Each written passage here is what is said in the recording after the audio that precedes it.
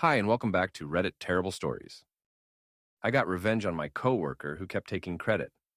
It started subtly at first, almost innocently, the way a coworker might casually agree with something you said in a meeting or elaborate on a concept you had introduced as though they were just adding to it.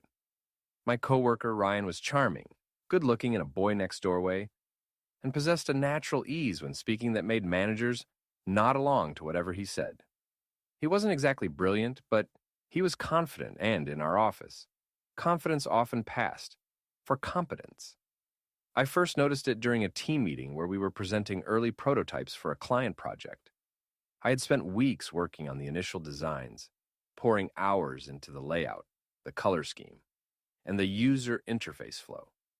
I had stayed late more nights than I could count, often the last one in the office, the fluorescent lights humming above me as I refined the smallest details. When the meeting began, Ryan jumped in right after my introduction and started talking through the design choices I had made without crediting me once. He didn't say we or the team. He said I. I shot him a look, thinking he'd catch himself and correct it, but he didn't. By the end of the presentation, it was as if the work had been entirely his idea. I let it slide that time, telling myself it wasn't worth the drama. Maybe he just got carried away. But then it happened again and again. Over the next few weeks, Ryan became bolder, weaving my contributions into his narratives in meetings, casually accepting praise from our boss, and even posting updates in the company's Slack channel as though he had single-handedly pushed the project forward. At first, I confronted him privately, hoping that a simple conversation would make things right. "Hey, I noticed you've been presenting my work as yours," I said one afternoon when we were both in the break room. He smiled, shrugged, and said, "We're a team. It's all collaborative, right?" Then he walked away, coffee in hand, as though the matter was settled. My frustration simmered, but I kept my head down, thinking maybe this would pass. But Ryan wasn't just stealing credit. He was building a reputation on it. Our manager started pulling him into high-profile projects, saying things like, "Ryan has such great initiative," and "Ryan's creativity is exactly what we need." I could feel the professional ground shifting beneath me, my contributions fading into the background, while his star rose higher. The final straw came during a quarterly meeting with the entire department. Ryan presented a new campaign strategy, one I had spent 2 weeks developing, complete with market research, demographic breakdowns, and creative concepts. I had emailed him my notes the day before so we could prepare together. Instead, he took them, polished the slides, and presented them as though he had done it all himself. When our director praised him, Ryan smiled modestly and said, "Thanks, I've been working on this for a while." That was the moment I decided I wasn't going to let this slide anymore. If Ryan wanted to play games, fine. I was going to make sure everyone saw exactly who he really was. And I wasn't just going to call him out, I was going to make sure the truth was undeniable in front of everyone who mattered. This was going to take patience, planning, and a little bit of ruthlessness. But I was ready. For the next few weeks, I tried to convince myself that maybe I was overreacting. After all, in most workplaces, credit is shared, right? Maybe I was just being too sensitive. But that illusion shattered completely during the Thompson project. This was a high-profile assignment for one of our company's biggest clients. If we nailed it, there would be promotions, bonuses, and bragging rights. I spent late nights working on it, analyzing data, creating an interactive dashboard, and building a presentation that was so polished, even our most skeptical managers would have to admit it was flawless. It was my pride and joy, my best work yet. The day of the client meeting, I came in early, making sure every file was in order. I was ready to lead the presentation as I'd been promised. But 10 minutes before the meeting, Natalie swooped in with her coffee cup, glanced at the slides, and said casually, "Hey, I'll present today. You don't mind, right? I just feel like I have a better rapport with Mr. Thompson." I was stunned. "Actually, I started, but she cut me off with, 'Great, thanks,' and walked into the conference room. And just like that, my work became her work again. The meeting was a huge success. The client praised every single detail, the charts, the projections, the aesthetics, all of which I had done. Natalie just smiled graciously and said things like, "Yes, I thought that would be a nice touch," and "I wanted to make sure we really understood your needs." I sat in the back, invisible. Afterward, our manager clapped her on the back and said, "You knocked it out of the park, Natalie. I can see why we keep you around." My blood boiled. It was one thing to take credit for a few ideas here and there, but this was months of my work. She had crossed a line, and I knew right then that I couldn't let it slide anymore. I didn't confront her immediately. No, I needed a plan. She had gotten away with it so many times because I had no proof, no paper trail. If I wanted to stop her and make sure she could never pull this stunt again, I would need to outsmart her. So, I started setting a trap.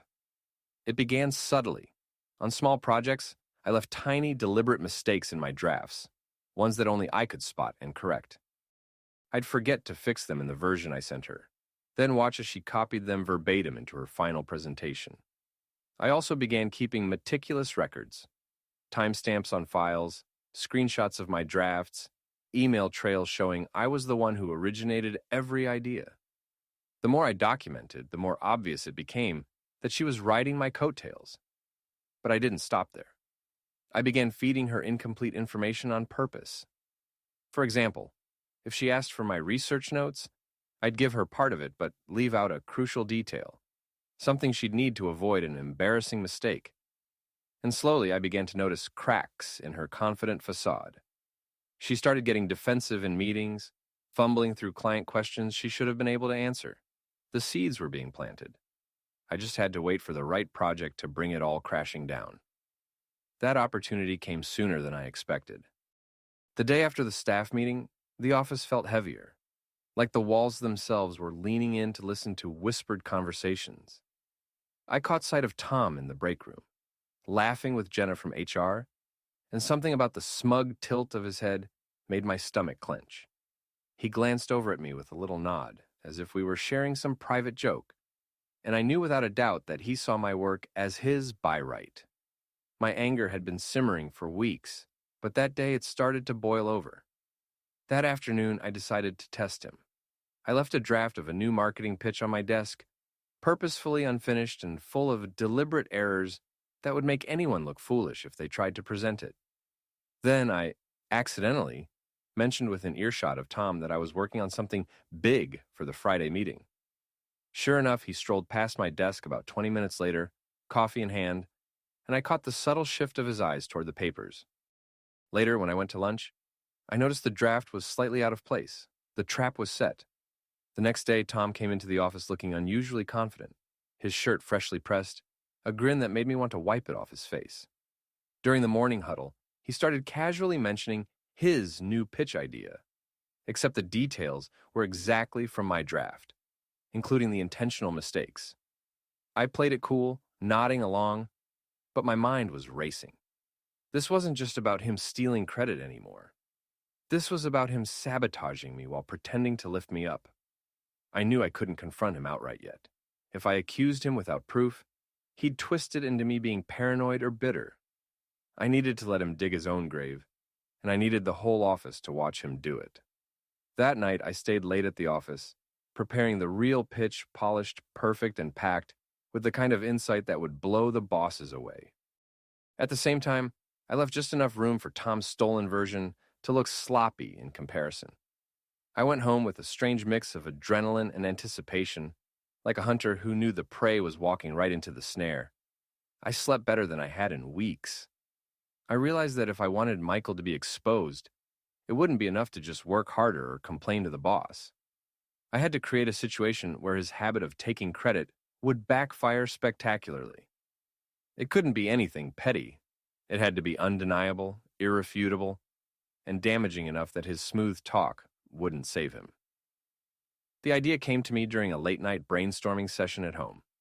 I was sipping coffee, my laptop glowing in the dim light, and it hit me. I would create a project so complex, so layered with intentional traps, that only I could navigate it. Anyone else without my guidance would sink instantly. The company had been talking about launching a new internal tool for months, something that could streamline how we handled client feedback.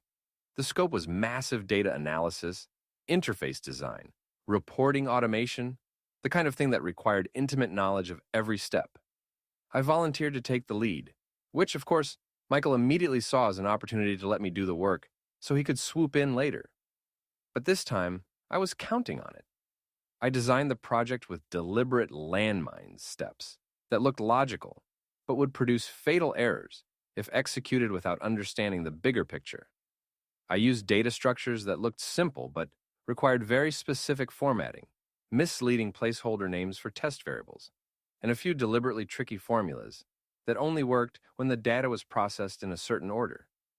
To anyone unfamiliar with my process, it would be chaos. Meanwhile, I kept detailed documentation, but only in my private notes, not in the shared workspace. The public files had just enough information to make an overconfident person think they could run with it. I worked late nights for weeks, making sure everything functioned perfectly when handled correctly, but would blow up spectacularly if mishandled.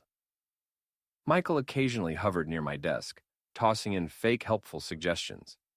But I played along, nodding and even hinting that I might need a break soon to give him the illusion of opportunity. Then, about a week before the deadline, I casually mentioned in a team meeting that I might need to take a day off for a family emergency around the final delivery date. I saw the glint in Michael's eyes immediately. He thought this was his golden chance. Sure enough, 2 days later, he started snooping in the project folder after hours, probably thinking he was being stealthy. I had already set up silent alerts on the file, so I knew every time he accessed it. I said nothing. Instead, I fine-tuned the traps to make them just barely convincing enough to pass an initial check. The moment he tried to present it as his own, those hidden flaws would reveal themselves in the worst possible way. The stage was set. All I had to do now was wait and let Michael walk straight into the quicksand I had prepared for him. And I knew he would because his ego wouldn't let him do anything else. I didn't jump straight into confrontation. No, I wanted to be precise, calculated, and utterly undeniable. By now, I'd gathered months of evidence emails, draft files, Slack messages, and even time-stamped screenshots, showing me creating the work Brian claimed as his. But evidence alone wasn't enough. I wanted the story to unfold in front of everyone, so there'd be no room for him to play the victim. I knew the company's quarterly review meeting was coming up, and these meetings always included a recognition segment, where team achievements were highlighted. Brian was certain he'd be praised again. He even joked to a colleague that he'd probably get another pat on the back for his campaign work. My plan was simple. I'd present my progress report in a way that not only showcased my work, but also subtly exposed the discrepancies in his claims. I volunteered to present my team's results that quarter, something Brian was all too happy to let me do. He thought I'd be doing his work for him again. In the days leading up to the meeting, I started dropping casual mentions in conversations with team members and even our boss about how proud I was of the design process and how much fun it was watching my concepts come to life. This was strategic. It planted seeds. On the day of the meeting, the conference room was full. Management sat at the front, Brian next to them, grinning like he was already the star of the show. When it was my turn to present, I opened my slides with behind-the-scenes footage short, screen recordings, showing the creation of our marketing campaign from start to finish. My voiceover explained each stage, from initial sketches to final drafts, with my name and timestamp visible on every file. I didn't once accuse him outright, but it was obvious who had done the work. You could see the shift in the room. At first, people were engaged and nodding along. Then some started glancing at Brian, who had stopped smiling. By the time I reached the slide that showed the submission log, where my uploads preceded the identical files in his project folder, I could feel the tension. My final line before handing the floor to our manager was deliberate. Teamwork means giving credit where it's due, and I'm really grateful for everyone who supported me in bringing my vision to life. There was a long pause before polite applause filled the room. Our boss thanked me and then glanced at Brian. He didn't say anything, but the silence said plenty. Later that day, Brian avoided me entirely. But I wasn't done, not even close. This was just the first crack in his armor, and I was ready to drive a wedge straight through. Do you want me to continue with Chapter 6, where the cracks turn into a full-blown collapse of his reputation?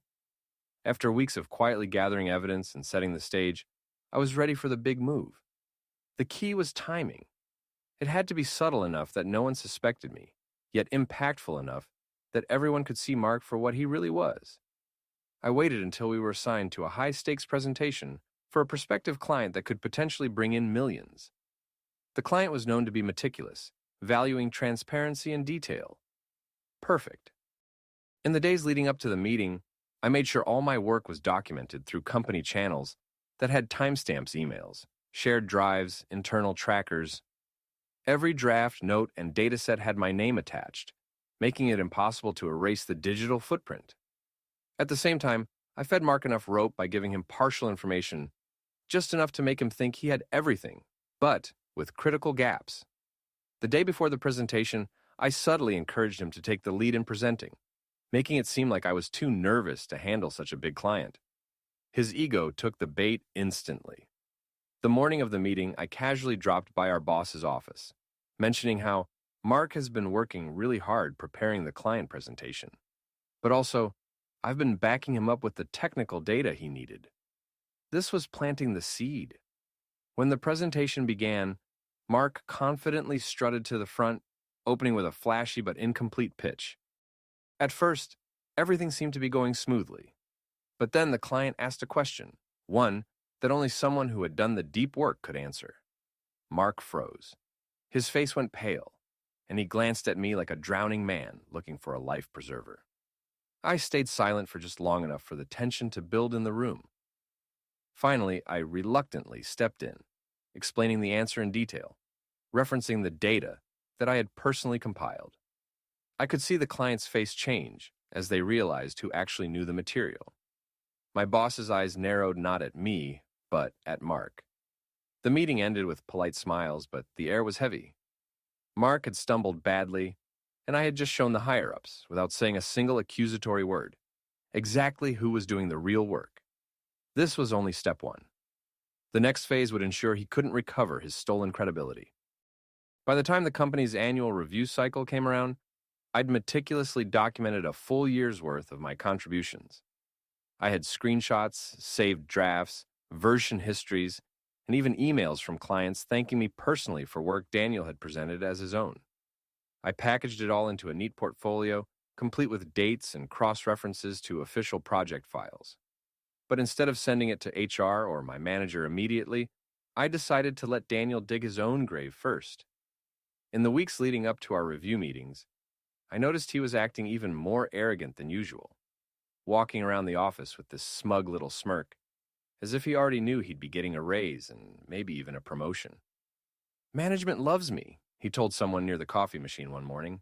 "They see me as the company's future." I had to bite my lip to stop from laughing.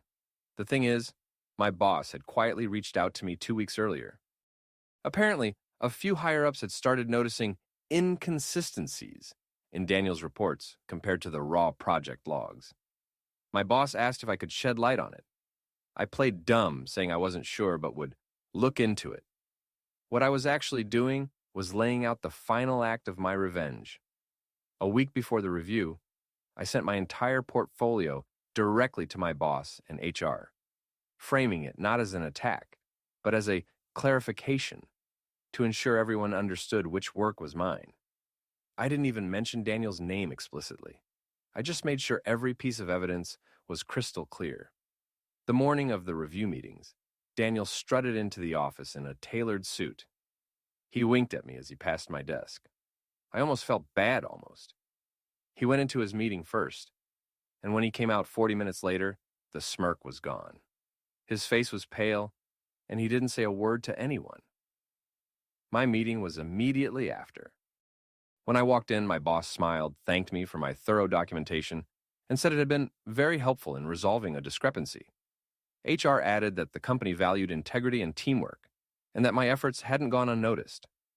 I walked out of that meeting with the promise of a raise and the lead role on the next big project, while Daniel sat at his desk, staring blankly at his computer screen. He didn't speak to me for the rest of the day. But the best part? He didn't take credit for a single one of my ideas ever again. I didn't even have to lift a finger to finish the job. Jessica did it herself. After her disastrous meltdown in the meeting, she became obsessed with proving that she was the real brain behind our department's success. She started overpromising on projects, taking on too much work, and trying to single-handedly impress the higher-ups. The problem was, she didn't have the organization, the technical skills, or the patience to actually deliver. Deadlines slipped.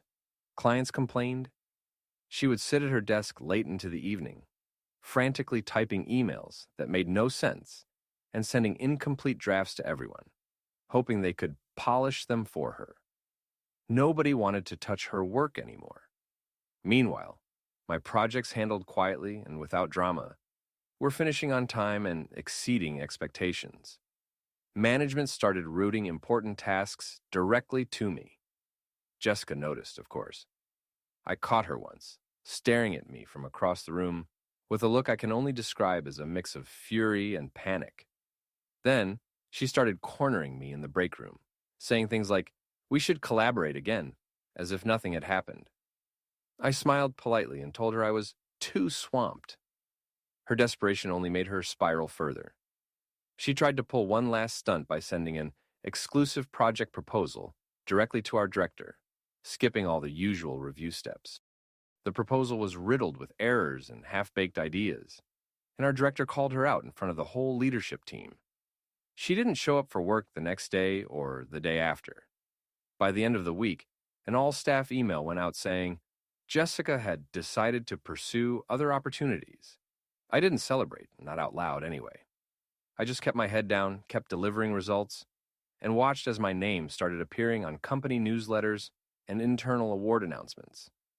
Jessica had spent months trying to erase my contributions. But in the end, she only succeeded in erasing herself. And I didn't even need to break a sweat. The day of the presentation arrived. It was the quarterly all-hands meeting, where department heads shared their team's accomplishments with the entire company. Jordan had been boasting all week about his new initiative, dropping vague hints that it was going to blow everyone away. He strutted up to the podium wearing his most smug expression, clearly ready to bask in the glow of applause. The lights dimmed, the projector flickered on, and the first slide appeared. Not the one he had prepared, but the one I had secretly swapped in. Instead of a neat, watered-down overview, the slide was titled in bold letters, "The New Workflow, Developed and Implemented by My Name," followed by a timeline showing my weeks of work, my documented notes, and photographs of me testing the system.